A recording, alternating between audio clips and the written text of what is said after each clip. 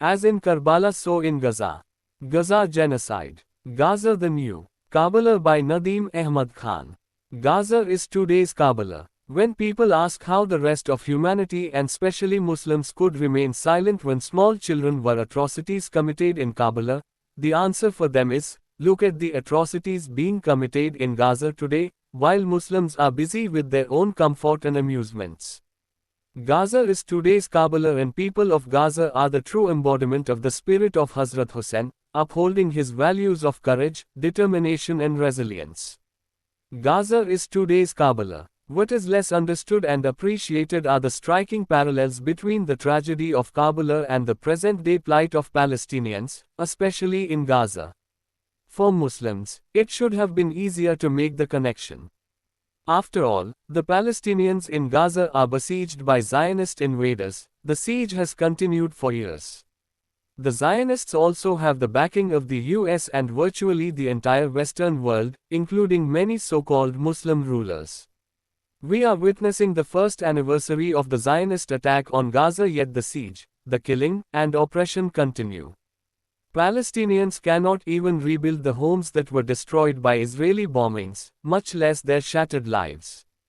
Mention the word Kabbalah in these societies, and images of thirst, suffering and, most of all, the valiant stand of Hazrat Hussain and his committed followers against a numerically superior Syrian, Kufi force immediately emerge. As in Kabbalah, so in Gaza, Muslims have been virtually abandoned by the rest of the Ummah. It is important for Muslims to make the connection and understand the lessons of history, otherwise they will be condemned to repeat them.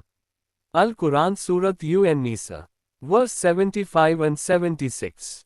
And what is the matter with you that you fight not in the cause of Allah and for the oppressed among men, women, and children who say, Our Lord, take us out of the city of oppressive people and appoint for us from yourself a protector and appoint for us from yourself a helper. Those who believe fight in the cause of Allah, and those who disbelieve fight in the cause of Taghut. So fight against the allies of Satan. Indeed, the plot of Satan has ever been weak. Are we Muslims? In Gaza, thousands of children have been slaughtered by the Israelis, while thousands more have been left orphaned. Heartbreaking images of mothers wailing over their murdered children are enough to move even the most stone-hearted to tears. But despite their trials and seemingly unending grief, the people of Gaza can take solace from the example of Hussein, who lived with dignity and preferred to die than bow before oppressors. Islam for All. www.youtube.com/@all4islam